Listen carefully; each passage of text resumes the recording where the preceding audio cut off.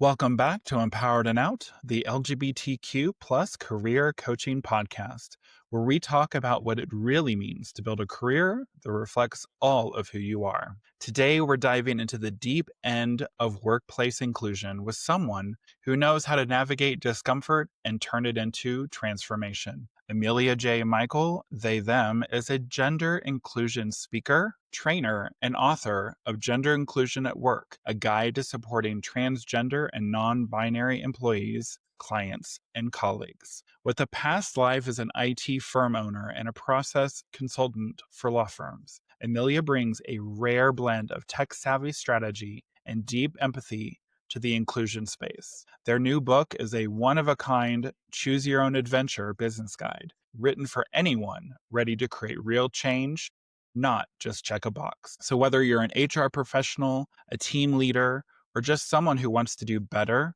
this episode is for you. And if you're a longtime listener or tuning in for the first time, I am so glad that you are here.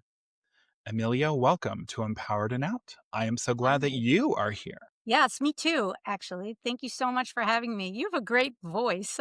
I feel myself like, do I sound like that? That don't sound that good. Well, thank you. I appreciate that. That's not the first time I've been told that. So I guess it's why I'm doing this. People like to hear my voice, I guess. You are in the right space. Well, thank you. So you've worn a lot of hats. I mentioned, IT consultant, trainer, speaker, and now author. What inspired you to write Gender Inclusion at Work? Two things, actually, silos and silence. As a process consultant, when I had my IT firm, I would go into businesses and I would help them. I started to notice these silos that they all had. And I'm sure that people listening have witnessed this in their own companies. One department buys software to fix a thing and they don't talk about it with anybody. And another department has a problem and they buy different software to fix a thing. And before you know it, there are 5 different products that do different things and some of the same things. And we could have made this all cohesive, but no one talks. Mm-hmm. So when I started doing, I've always noticed that in tech, when I started doing gender work and specifically giving workshops, I started to notice the exact same thing, that one department would hire me for a 2-hour workshop and they were happy they learned this stuff and they were moving along and no other department knows the same stuff. I also saw it with things like college applications. College applications offer, this is just one example I can think of off the top of my head. My kids' friends were all applying to school a few years ago, and I saw this a lot. College applications have a spot to list your preferred name, and they ask you your pronouns. And a lot of kids will put a different name down because Gen Z is, I call them the gender bendy generation. And they would call you by that name, except in one particular department where they don't have the same screen visible. So they would dead name kids, So I started to see all of these silos and I realized that if I could speak to the entire company, this book is the reflection of what that would look like. The other reason is silence. I mean, I see people all the time opt for quiet out of fear. Allies who just are so afraid that they are silent. And I realized that people might need a little more information to feel more comfortable with lots and lots of different aspects of what it looks like to offer inclusive spaces to trans colleagues. Okay. So what was the moment that you realized, outside of that this book needs to exist? So I don't actually think there was a moment that I knew the book needed to exist. This book took me 3 years to write. And when I first started, it was exactly what I said. It was a question to myself of, if I could stay in a business longer and talk to everybody, what would it look like? And I started just making notes and doing research. And I was actually writing a fiction book at the time. I'm working on a fiction book that's the story of a woman's life as told through memories of music and first kisses. Has nothing to do with inclusion, except she's bisexual. But this book, the only way I can really explain it is that it sort of came out of me. Nice.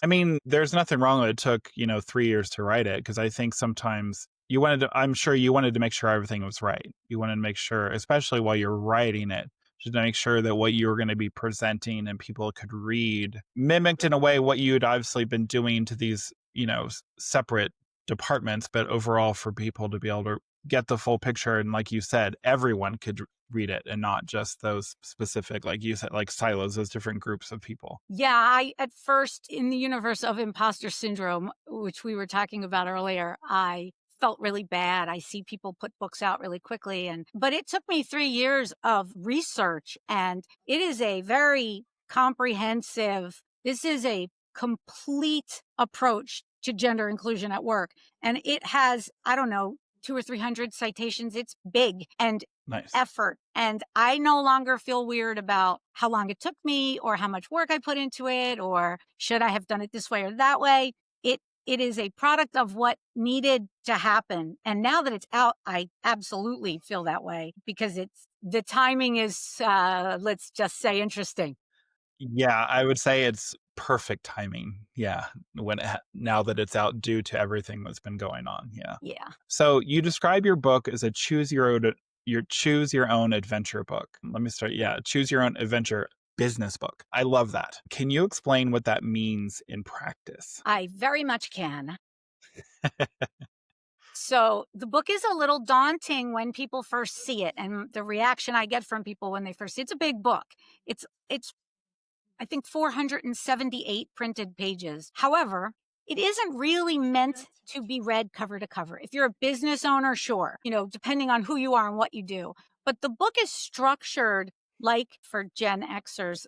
Don't know who else read Choose Your Own Adventure books, but it's structured like a Choose Your Own Adventure book in a Nice. business format. So the first 4 chapters of the book are for absolutely anybody to read.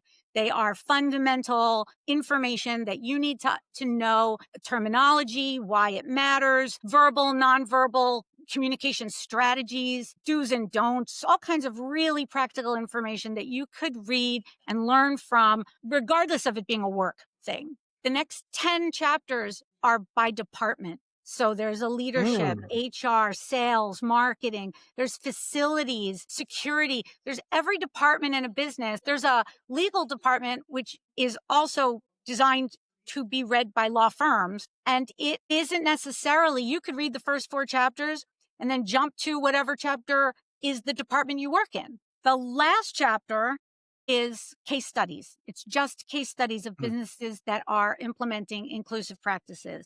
And it's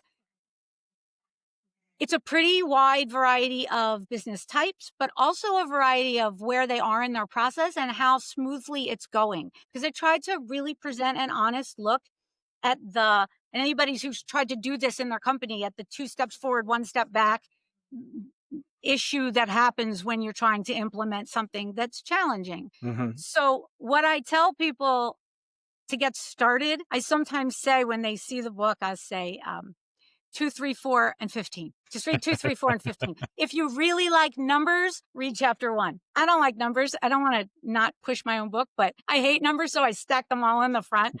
But if you're into that, then it's 1, 2, 3, 4, and 15.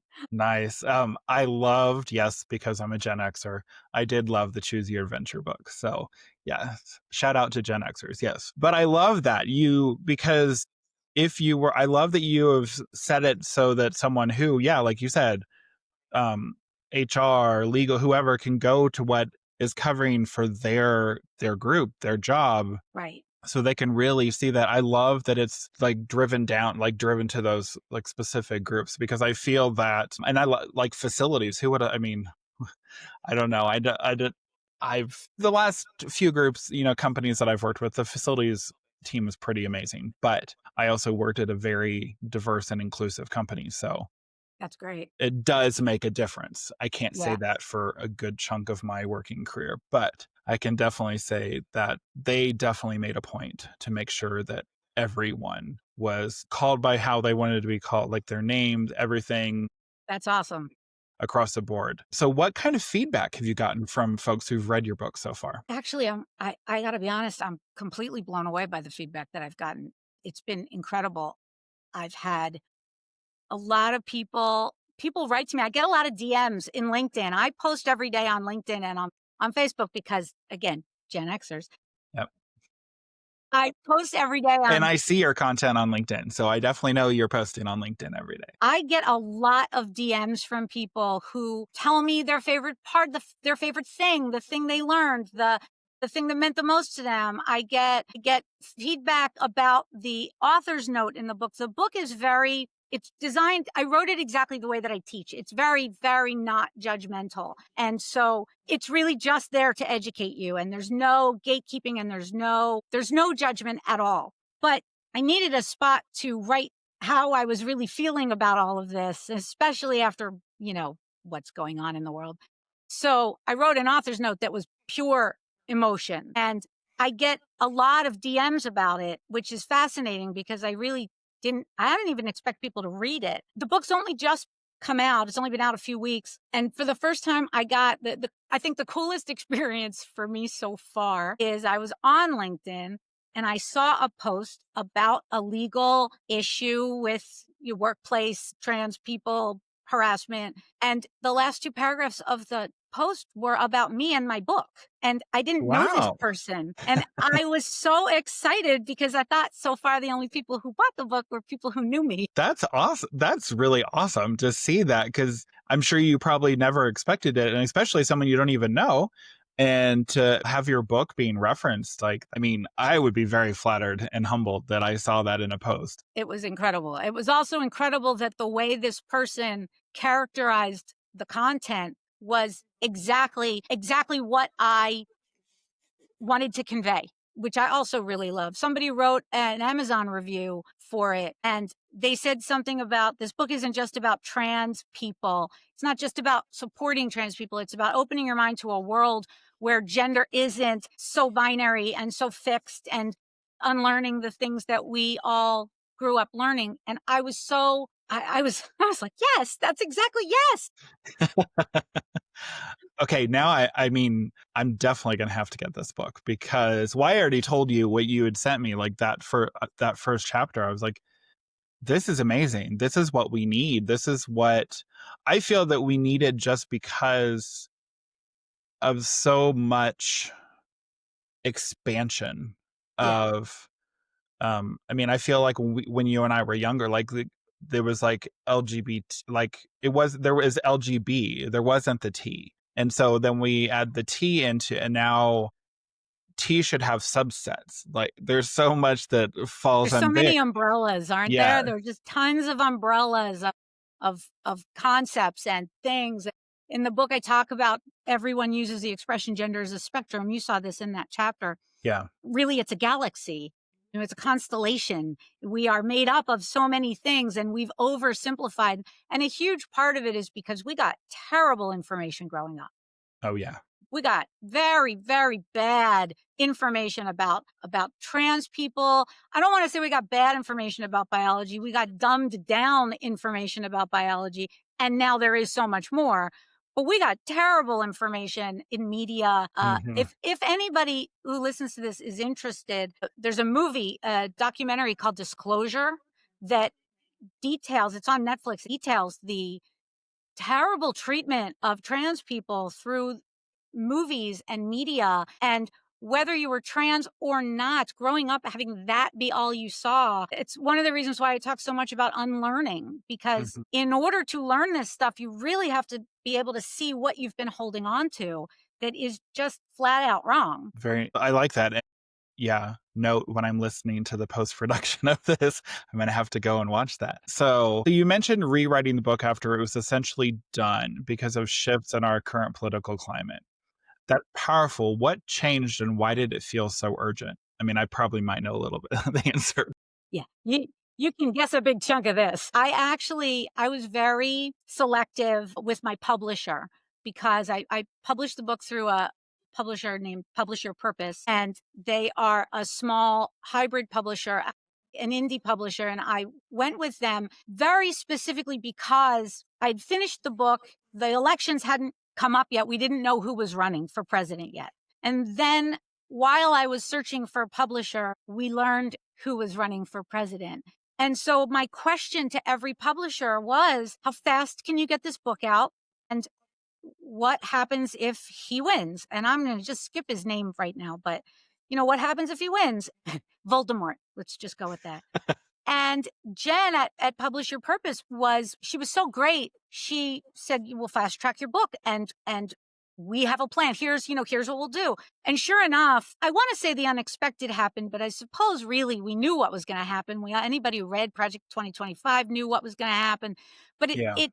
I didn't think it would happen as fast as it did. So my book was being fast tracked to publish. It was going to be published in 6 months, which is fast. And all of a sudden, the executive orders started coming down, and Mm. DEI was gone, and trans people were getting erased, and history was getting erased. And some of the case studies I have in the book were getting erased.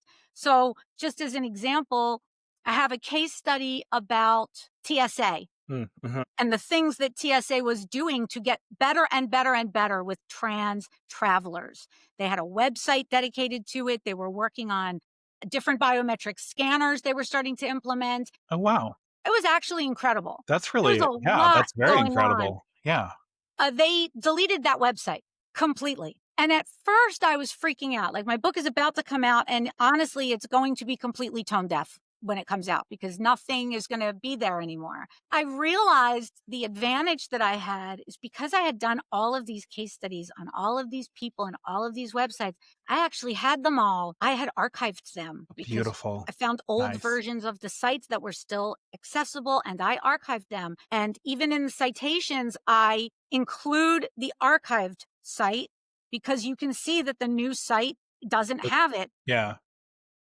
And I decided, this is why I love this publisher. I pulled the book from publication and went back to being in the writing stage. And what I decided to do was not remove anything that I had written, but instead append it with information about what's going on currently. And I wanted to be able to explain, first of all, I feel a little like the keeper of the records, because if they win, then it's all gone and no one will ever have known that the government didn't suck this much when it comes Mhm. to trans people and a million other things. So I kept everything and I added to it, but I spent about 6 months. It's part of why the book is big, because I just kept adding things and tweaking things and making sure that it matched what's happening. And it changed to when I used to, for example, go to networking events, I would always say to people, "Look, I don't care if you want to do this because it's the right thing or you just don't want to get sued. I'll still teach you." That's part of what had to shift in the way that I talked in the book,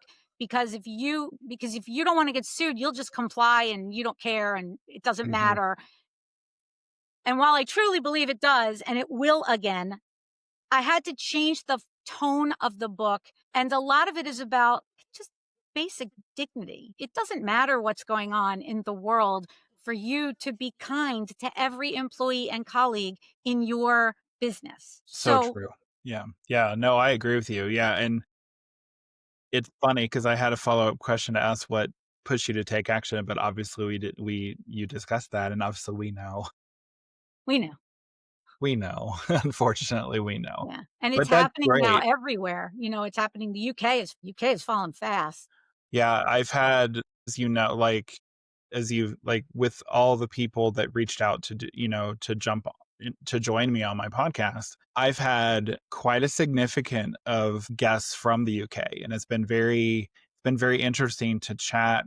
I mean, we try to avoid, too much going into detail with obviously political stuff because we want to keep on, on the subject. But Right. it does come up when we're talking about, the LGBTQ plus community because we are being attacked. And Yeah. it's not just here in the US, it is literally worldwide. And some of it was already happening in some of these countries, but it's obviously been enhanced Yes. thanks to Absolutely. Voldemort being back in power. So you're often asked about the connection between teaching tech and teaching gender inclusion. What's the common thread? So I do a lot of it.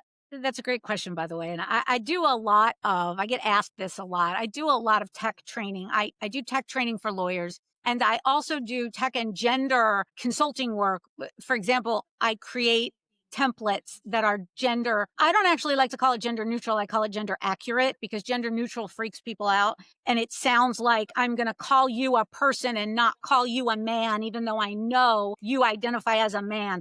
Gender neutral documents really mean gender accurate documents where if you don't know your audience, you use gender neutral terms. And if you do, you use the correct pronouns and names and whatever. So I didn't let go of my tech training business because I love it and I love working with law firms. I've been working when I owned my IT firm, we specialized in law firms, and I've been working with lawyers and law firms for 30 years, and I wasn't really wanting to let go of that. But what was really interesting is they are the same to me, teaching tech and working in gender inclusion, teaching gender inclusion. They're the same because they are two things that make people uncomfortable. Mhm. And I often say that I'm the person who helps people get comfortable with the things that make them uncomfortable. I teach meditation privately to people, teach communication issues, and tech and gender, they have so many things in common. They sound like they're completely radically different, but they're both people facing their discomfort. They're both issues where people are terrified of making a mistake. So they either, and if I use it in tech terms, they either do nothing, they sit back, they're silent, they do nothing, or they click on absolutely every single thing they see, and just blurt and say absolutely everything that comes out of their mouth and end up making everything worse. Uh, it also tech also, just like I said with gender, involves a lot of unlearning. Nobody actually learned how to use, let's just, if I use law firms, nobody really learned how to use Word or Excel or even Outlook. You just use them, right? Yeah. And they keep upgrading it and they keep doing different things. And nobody thinks anybody on their staff needs to learn that stuff. But things keep coming out that make life easier and better. And nobody knows how to do it. Wouldn't it be nice if you could just do things a better way? If you could just be a little kinder? It, Mhm. it's the same.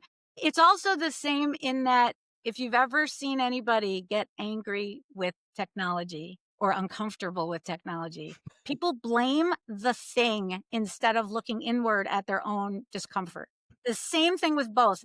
They hate computer. They blame the thing. They blame trans people when really it's, hey, I don't get this. I have one piece of my business that I only get from word of mouth. Didn't even, you and I never talked about it. It's called technotherapy, I call it, because I work with senior executives, CEOs, board of directors, directors of boards, something, them, C suite people who are typically over roughly age 60, who, when they started work, they had a secretary and a big red appointment book. And who on earth thought that computers would become what they've become? And so they blew it off. And now they figured they'd be retired. And now here they are. So I do private help, let's just call Yeah. it, to get them comfortable. And that's really, again, the same thing as gender inclusion. Look, I grew up in an era that trans people were a joke and they were the punchline. And I didn't realize how I absorbed all of that until somebody sat with me and helped me understand it. So to me, they're almost exactly the same thing. I like that. I like how I think a lot of it has to do, and you obviously just, you said that you kind of referenced this a little bit. It's our lack of knowledge. It's our lack of being educated. And the fact that you get to educate in that way is great because I think that's a lot of why there is confusion or maybe generalization of genders and especially in the LGBT because we don't know.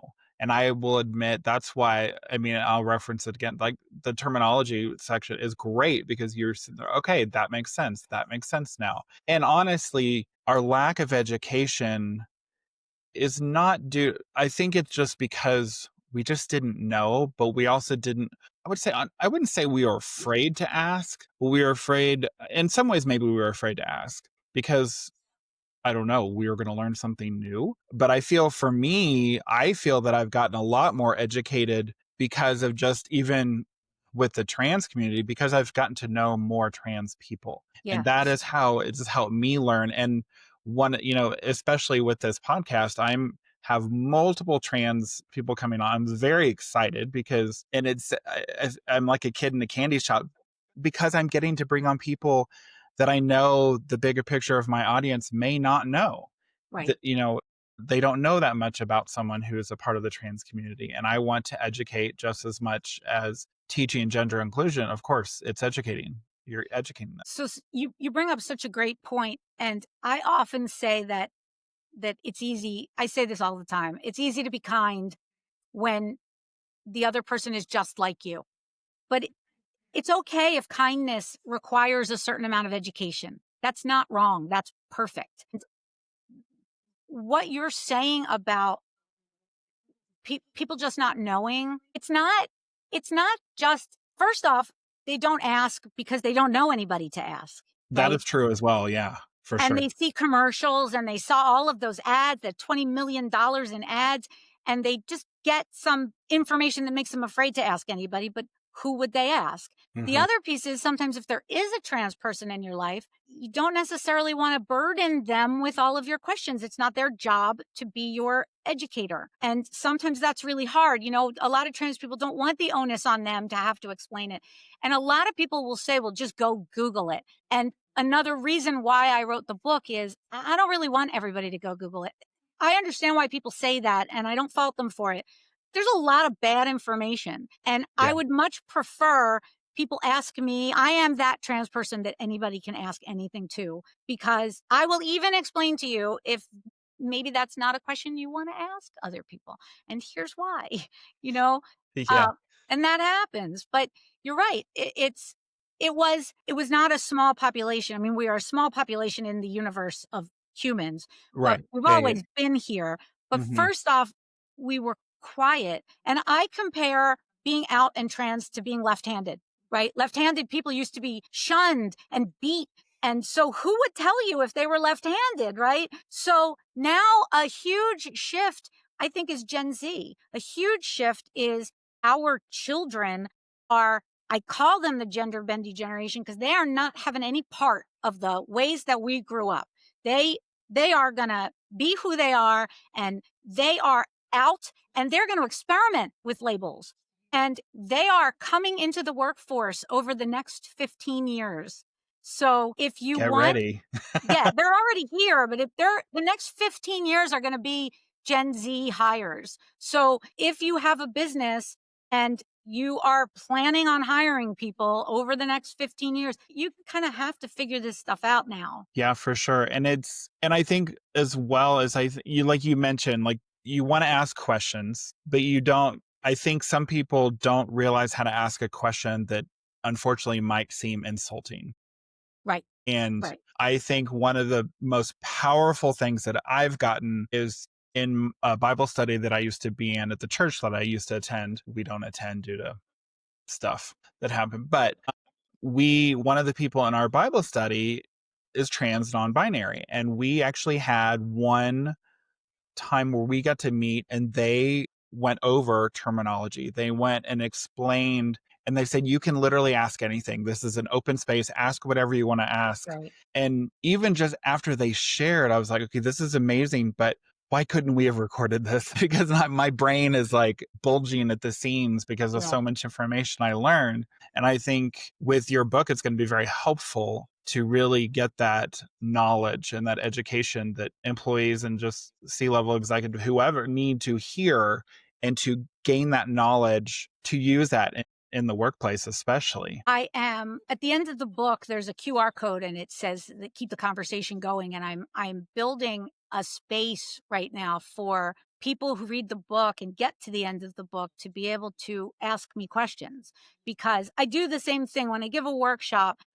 You can ask me absolutely anything. And I even have, I'm very particular when I give workshops with the business. I pre-plan ways for people to ask their questions anonymously, because they are afraid that they're asking something they shouldn't be asking. And so Mhm. they don't want their name on it. I love when people ask me absolutely anything. I get consults from businesses that just want to ask questions and have a back and forth with me, but I've been considering the best way, because my audience ranges in generations. So finding the right tech has been a fun challenge for me. A Nice. space for people to say, okay, I read the book and here's the situation. How do we move forward with this? And for everyone else who read the book to be able to see that question and see the feedback and contribute to what their business did. So yeah, it's really so helpful. It's so much better than just Googling. Oh, for sure. Yeah, definitely. Yeah, you can, well, and I feel that you can only Google so much. It also can feel just so overwhelming Yes, because if you don't know specifically what you're really wanting, you just get a plethora of information. It can be so overwhelming. You're like, okay, maybe I didn't really want to look all this up. So, that's yeah. so true. So you said your work is about helping people get comfortable with the uncomfortable. That's a bold mission. Where does that courage come from? Well, you are the first person to ever ask me that. I think this is something that is sort of fundamental to who I am. I have always been that person who will walk into the fire. "Oh, I see I'm uncomfortable with this thing. Let me go toward it and figure it out."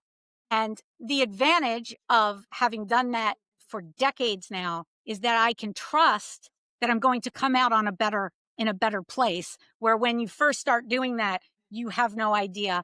But probably like most people, trauma, it comes from Yeah.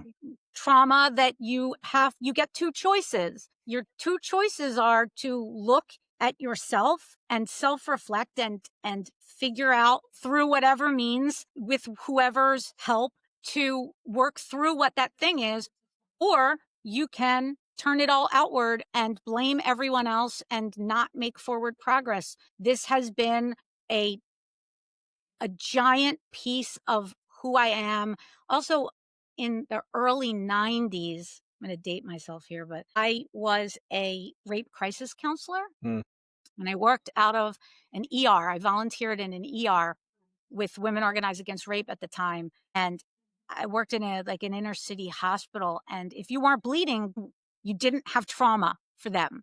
Seeing what these victims, survivors went through and faced and dealt with was incredibly formative for me. So, for a really long time, I had three phobias that I was never going to touch: singing, spiders, and water. And as long as it wasn't one of those, I would go straight into it. I love that. I get the spiders. I do. Yeah, we don't even need to talk about that Yeah, one. no. We're good on that. Yeah. Well, was there a time when you had to face that discomfort personally or professionally? Oh my gosh, tons and tons of times. All my life, I've had to face that discomfort. And it comes with anything. Personally, I had to face sometimes they talk about overcoming yourself and your life and your past as like peeling the layers of an onion, so that Mhm. the very first time is the most painful. It's the worst one because you don't know what's going to happen if you get out on the other side. And that happened for me when I was in my early 20s and I was not doing well at all and hiding from all of the things that had hurt me. And I was, I don't know, days from, I had a therapist and we were looking at inpatient facilities. And I got medical leave from work and I looked at these places and I picked the place I was going to check into. And a couple of days before it was time to check in, I had this epiphany that for me personally, if I did that, I started to see that I was avoiding looking at things. And my choice was look at the hard things or go into this place and label myself unable to look at these things.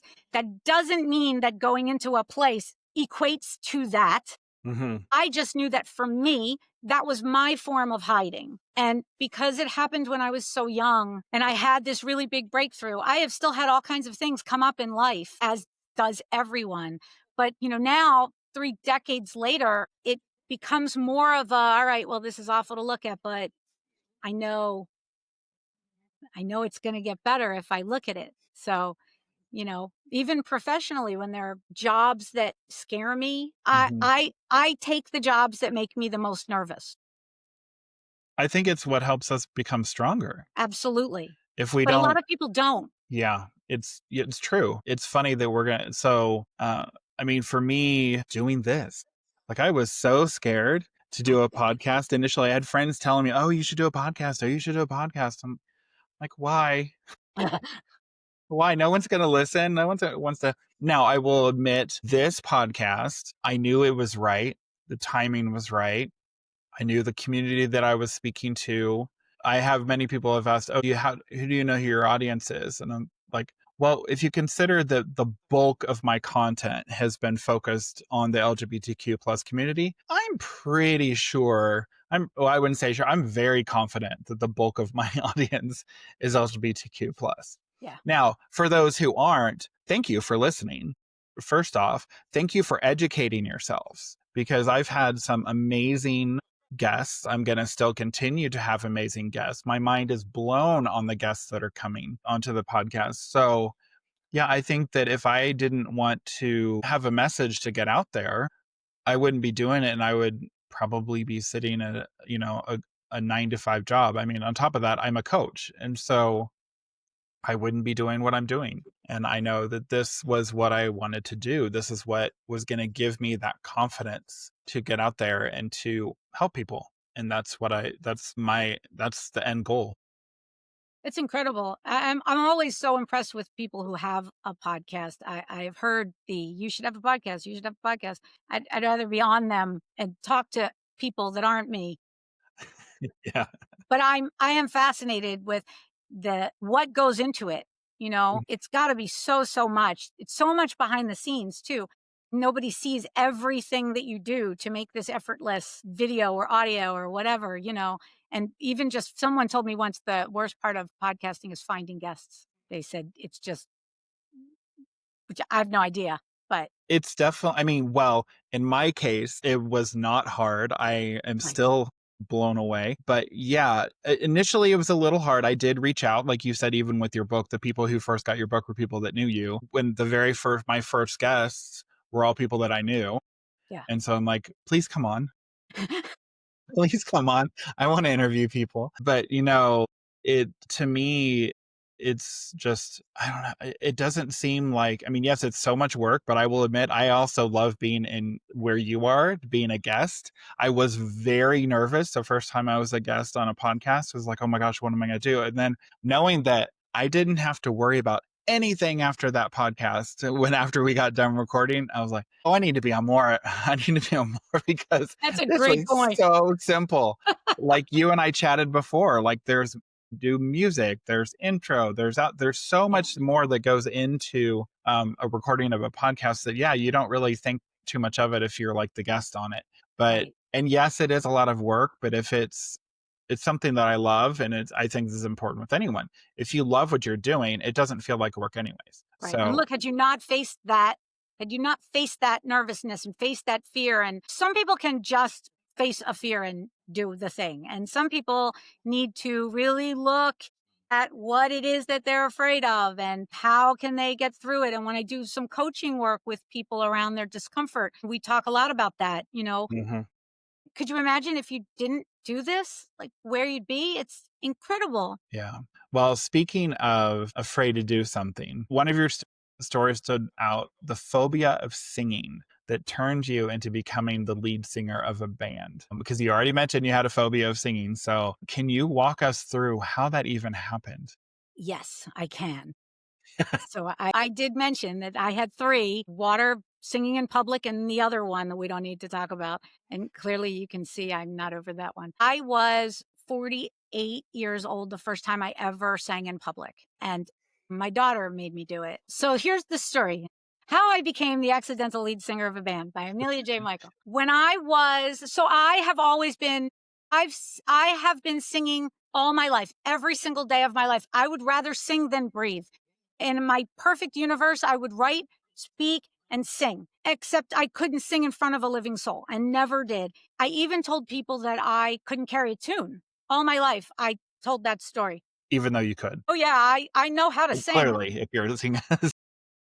Yeah, would do it. And I even would mouth the words to happy birthday at parties. So no one has ever heard me sing since choirs in elementary school and early high school. So when I was about 35 years old, I had my daughter and I had a pretty nasty case of postpartum depression. So I was in my house for a year. I didn't really interact with anybody. I didn't really talk to anybody except my daughter. And I sang to her. I sang to her every day, all the time. That became our thing. Music is our thing still. I sang bedtime songs instead of telling bedtime stories. Oh, So I my love daughter, of that. course, grew up thinking I was a singer. In fact, my daughter has a beautiful voice, incredible. And I used to teach her as she got older that the only reason I had her was so that I had somebody to harmonize with. And she has a particularly good skill of harmonizing with anything. So when she was about 5 years old, she overheard me tell someone that I couldn't carry a tune because I still only sang with Uh-oh. her.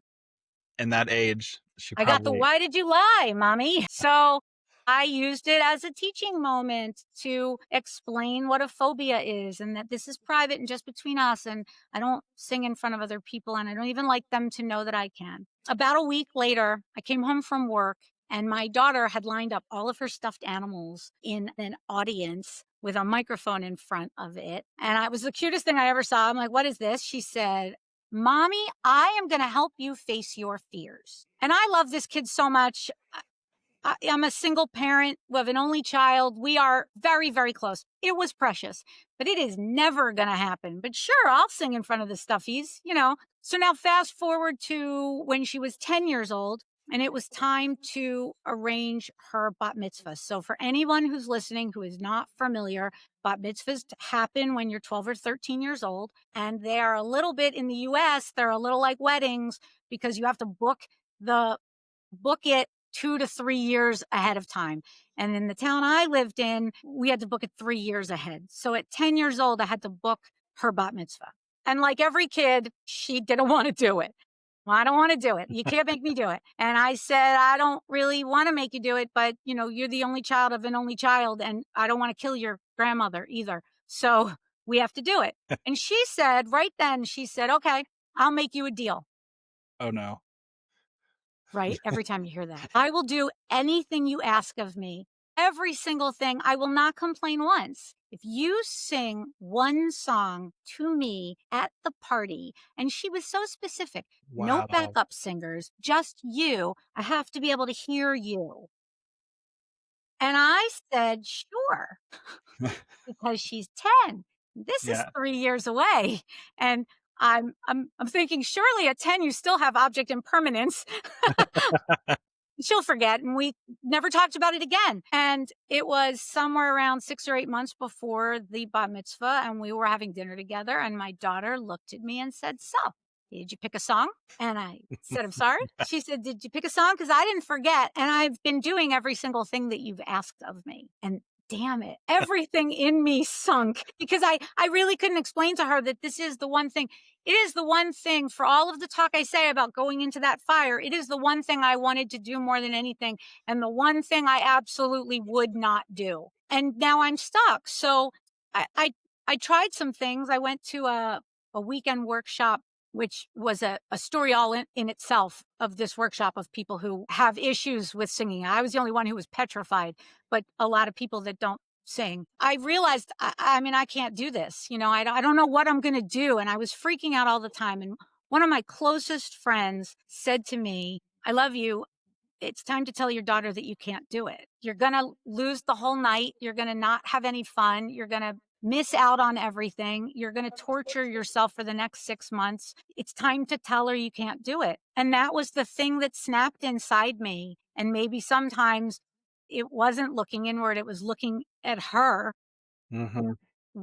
Like I said, it's just the two of us, and we don't lie and we keep our promises. That's our only still, she's 23 years old. We don't lie and we keep our promises. And we both have always stuck to that. And I couldn't figure out how I was going to tell her that this promise I made 3 years ago, I wasn't going to keep. So I did the homework from this workshop I went to. And the homework was for anyone who is facing a discomfort. I talk about this a lot.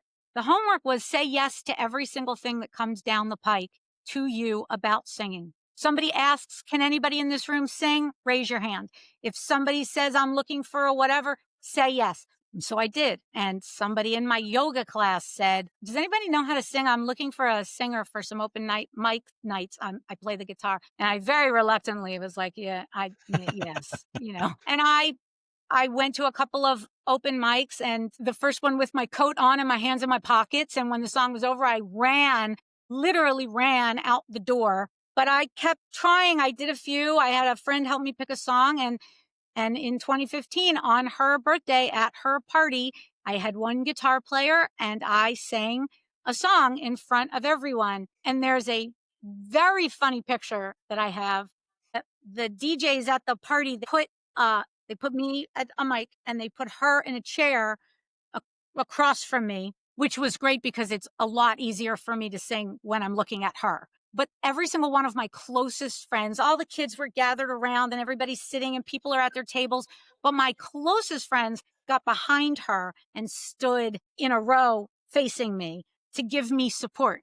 And I couldn't see them because I never looked up from my daughter, But the photographer captured this incredible picture that is you can see my daughter and all the people standing behind her, and they look like deer caught in the headlights because none of them had ever heard me sing. So it was just a group of my closest friends going. So so I finished the song and she and I hugged and she whispered in my ear, "That was great. Now promise me you won't stop." And the story I will spare you is that I accidentally became the lead singer of a band in my effort to keep my promise and say yes to everything. That's awesome. I mean, it's funny. Actually, I've been singing since I was like little, 7, 8 years old, whatever. I've been in choirs, I feel like my entire life. I will say, I rarely have done solos. Yeah, it's different. I will do a duet, I'll do a quartet, I'll do anything when I'm not the only person. It was forced when Uh-oh. I was at the church that we had been at because of how small our choir was, it really was a soprano, alto, tenor, bass. That was it. There was pretty much most of the time. We did have a bigger choir when I first started, and then it like dwindled down. But I remember having to be the one who led music for Oh, services. wow. And so I realized how much I despised a monitor because I could hear Yes. it's right back in my face. I'm like, no, I don't like that. But I have in a lot of ways, I've gotten out of my shell because in the choir that I'm in now, we sing twice a year. We have 2 concerts a year, and I have made a point that if there are potential for solos in a piece or whatever, I will put myself out there as much as I don't want to, but it kind of in a way, like I love to sing. I've always been, I love it. It's that I think it was easier when I was younger, especially when I was in high school, when I was in musicals, because you couldn't see the audience. The audience was dark. That's not so much the case when where we sing. I can see everyone in that audience, and it's Yeah. just like, no, no, no, no, no. It's like my niece is saying right now, no, no, no, no, no. I don't. She's 18 months. So I was just about to say she's probably 2 years old, right? yeah. And so for me, but so I still can't look at the audience. I have to, like you said, focus on your daughter. I have to focus on someone, Yeah. possibly even then our director or someone, because it's just like, no, no, no, I can't look at the audience. So, I still have to have my lyrics in front of me. I put them on an iPad, and there was a while that I was so hypercritical of myself because I still need the lyrics. I know the words to more songs than most humans until I'm in front of someone, and then I'm still terrified. So I have to have that crutch. I need that feeling. So if I drift off, I can come back. And it was so interesting actually because it taught me a lot about accommodations and not beating yourself up because you need something to do your job, you know? mhm. Uh, and if you sang all the time and didn't like the solos, you probably did the same thing I did, which was when you sang to the radio, you would sing the backup, right? You always sing the backup Yep. part. And then when you have to sing lead, you suddenly have to sing a completely different thing than you grew up singing. And you don't even realize. I think it's really interesting how many people don't realize that they're singing the backup and not singing the lead, hmm because we're taught to not take center stage, you Well, know? and I mean, I'm still friends with her today. It was someone I dated back in middle school, and she and I, we went to the mall, Mhm. and we went to a place that was called Recording Studios of America, and she wanted us to do a duet. And which I was like, okay, cool. We can work. You get because you gotta. Well, this dates me. You get a cassette tape with the recording on it after you've done Yeah. it. I know what you're talking about. And so Another we, shout out to Gen Xers, by the way. yes, totally. Well, this will as well. It was Time of My Life from Dirty Dancing Oh, that we wow. did. And let me tell you, the harmonizing, because of course the male voice is not the main, the the main voice. So Mhm. it's the harmony. And now I am totally fine. I can harmonize no problem. Back Right. then, I was in 8th grade. I didn't know how to harmonize back then. Are you kidding? Now that was fine. We did it. We had to record it a few times. And then we got it done. Then, bless her heart. Then she's like, "Oh, we should do it for the talent show at school." Oh, wow. Yeah. Wow. 2 of us by ourselves on stage, and because one thing they did, they gave you had the track with your voices on it, and then they had a track with just the accompaniment. So, just the track. So, yeah, I still can't believe I did that to this day That's incredible. because I don't know You how did I it. didn't just I did it. I don't know how I didn't just collapse on stage, like, oh my gosh, because it was, like, the scariest thing I've ever done. Yeah, I I get mean, that. up until that point, I mean, I've definitely done some more things that had scared me singing-wise, but I kept doing I did it, and it didn't stop me from singing. That's great. I love that. So, for people who are listening, who wanna be more inclusive at work, but are afraid of messing up, what's your advice? Well, at the risk of sounding like a pitch slap here, my book will help. There is a free chapter on my website of the second chapter of my book is free, and it's the terminology chapter. We talked about it earlier. It's a great way to see how you feel about these things that you're reading, what it feels like to learn this new information. It's very, very practical information. There's a lot of unlearning involved for people, but people who are afraid of messing up, the reason why I say that the book will help and to read that chapter is because if you're afraid of messing up, a lot of times it's because you feel like you don't know enough. So getting more information is the first step to feeling more comfortable. Now, I have parts in my book, though, that whole 2, 3, 4, 15 thing that are very specifically about common do's and don'ts. Because a lot of times people are afraid of messing up in the exact same areas. What do I do if I misgender someone? What do I do when I'm talking about a colleague and someone else misgenders them? How do I handle these things? So part of it is education. A lot of it is education. And part of it is, I would say, if there's one tip that I was going to give everyone listening to this about their fear of messing up is don't make it about you. Anytime and we've seen this not just with trans people, but anytime that you're trying to be the best ally you can be to someone, Mhm, it's asking them what they need.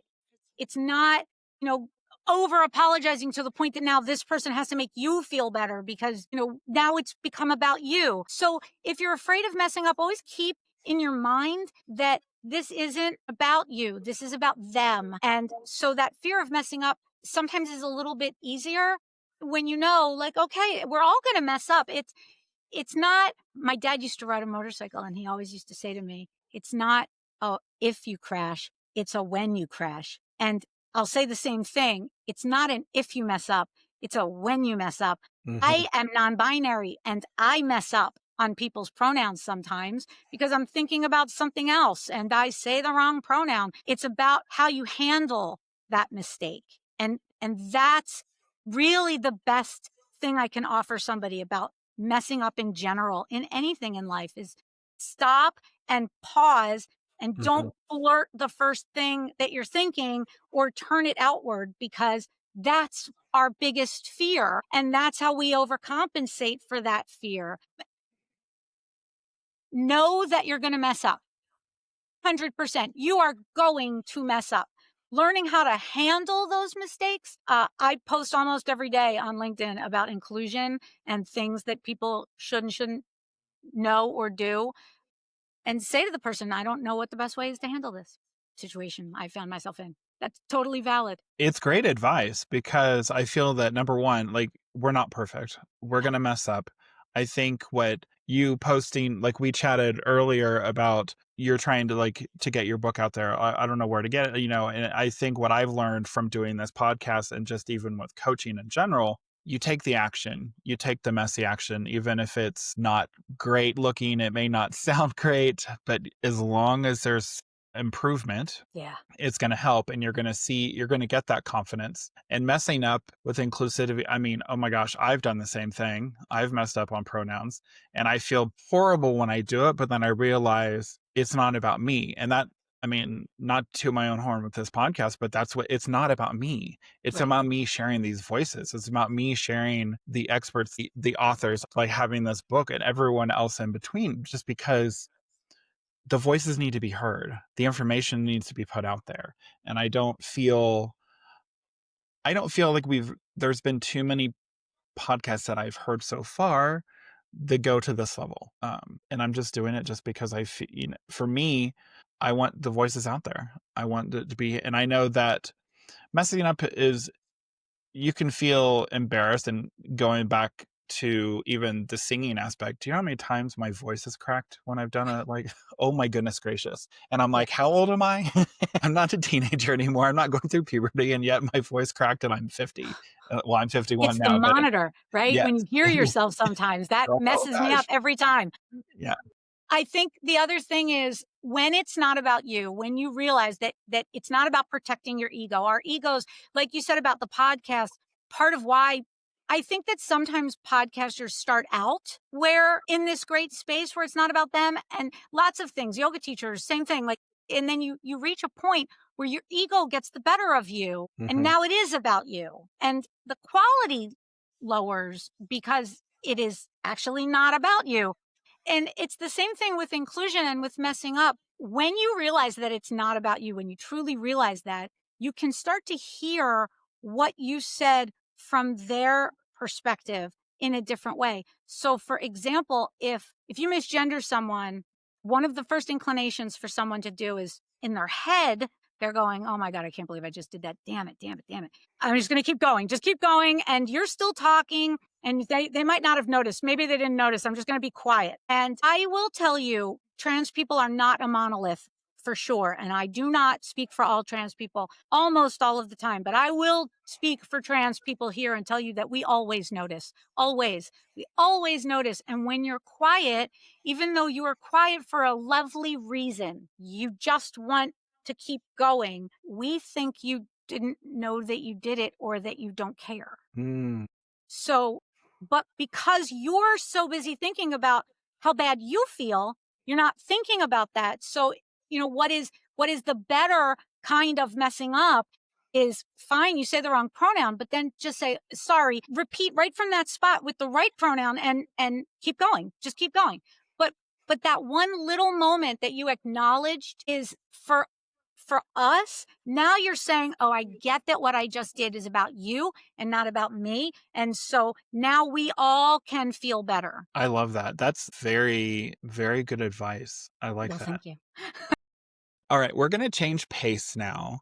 um, I'm gonna ask you some questions that are just random. I'm just gonna tell you this. We chatted about this a little bit off air before we started. These are rapid fire. Just think of what comes to your head first Yes, I'm not nervous at and all. do your best. Okay. If we have space, we have space. It happens. All right. What is a tech tool that you swear by that most people overlook? For me, I would have to say that it's the real tool is in knowing how to use a thing better. Like I know things in Word and Outlook that people don't use, and I couldn't live without. So it's not up. There's not a particular product that I think that nobody should do their job without. It's knowing how to use what you've got. I like that. Well, thank you. And I feel that, I mean, you mentioned earlier how so many of the tech like softwares and stuff are constantly get updated, and it's constant updates, updates. And there are definitely some, I will say, are like the bane of my existence when I've had to like go with whatever new change happened. But sometimes it's actually, oh, I can do this now. Exactly. And I didn't know that I could do that before. And of course, then you have people like who are IT, and they'll be like, "No, you could do this before. You can always do that. You can I'm always do it. also This is just an enhancement." Yeah. I'm very careful about saying particular tools also because I'm an end user expert and I specialize in helping people get comfortable with tech, and everyone is somewhere different. So I can tell you, for example, a tool in Outlook that I think is the greatest thing since sliced bread is something called Schedule Send, which means I can write the email at 3 in the morning, but not send the email until 9 in the morning. And Oh, it's a big deal. But the reason why I usually avoid saying things like that, and anybody on your podcast who wants to reach out to me, I will explain this in better detail, but is knowing which way to use it that it works properly. Because if you use it on your desktop version of Outlook, it doesn't send no matter what time you told it until your computer's running. And if you use oh, the web version of Outlook, it sends it at the exact time that you told it to send. very interesting. All right. All right. All right. So now that you've faced your fear of singing, what's a song that you'd love to sing at karaoke? I don't sing at karaoke, and I I guess that's probably fear-based. My daughter lives in Oregon, and karaoke is huge there, and she sings all the time, and I suppose something like so there's a song that I would sing, and I can't think of the title of it, and it is a Aretha Franklin song, and I'm totally spacing on the name, so I'm gonna cheat to be quick and say Lady Marmalade, but that's not actually the song I would sing at karaoke. It's an Aretha Franklin song. All right. I will admit I'm not a huge fan of karaoke. Yeah, I've had to do it. I had a very interesting experience of karaoke years and years ago.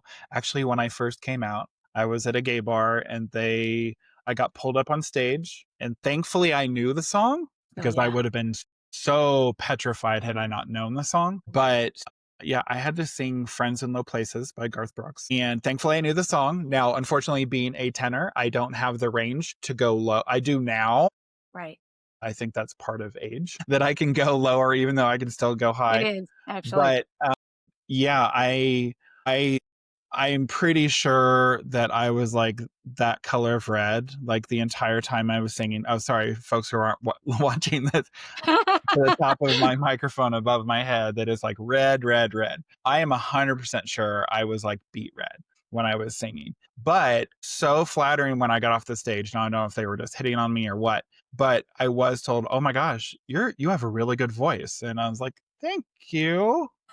But of course, I heard it, but I was like, uh huh, sure, sure, yeah, whatever, yeah, yeah, yeah. I was just so happy to get off that stage. I was like, oh my gosh, Well, I know that feeling, but I will say that the red face thing, I think sometimes makes you more endearing. I went back to the singing coach that I saw 15 for another workshop years later. And I wanted to work on my trembling. When I sing, I tremble a lot. And to the point that I don't always take the mic off of the stand because I can't stop doing that. yeah, yeah, yeah, And I wanted him to help me get rid of my trembling. And he said no. He said no, because that's part of who you are. And people seeing and he rattled off a bunch of singers who tremble. And he said that's part of what makes you you. And I'm not gonna get rid of it for you. And so I think the red face and the nervousness, and I've come to learn that that's okay, and it's more relatable to a lot of people who are afraid to sing. Maybe yeah. it's better for them that they see somebody trembling and red-faced who still sounds good and is doing it. It means that you could do it. I would agree with that. Yeah. I think that, yeah, when someone sees something that they're like, oh, I've done that before. Oh, they did that. Oh, they did this. Okay. It's probably fine that I did it. And Right. I think that when I have jumbled and messed up, even saying words while I'm recording my podcast, sometimes I leave in the mess ups Yeah. because we're human. We're all doing it. And then when I've listened to other podcasts and those hosts do the same thing, I go, all right, good. I'm not the only Exactly. one doing it. And they have Right. they might have a much larger following than I do. I'm like, all right, cool. I'm Yeah, we're fine. so hard on ourselves. Yeah, Like, we we're are. so hard on ourselves for everything. That's the whole messing up thing. It's take a shot, give it a try. It's not gonna be that bad. No, not at all. All right. What is your go to comfort food after a long day of consulting or speaking? I so a fun fact about me and food. Food and I don't have a great relationship. I'm vegan, which I love.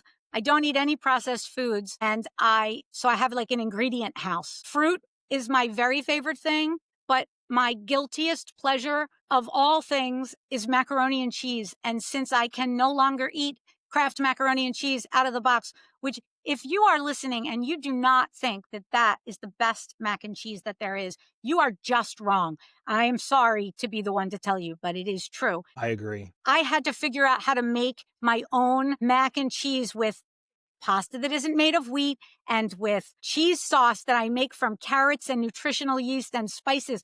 But after years of trying, I have it. So for me now, when I tell you that my comfort food is macaroni and cheese, I mean the weird one that I make, but that's it.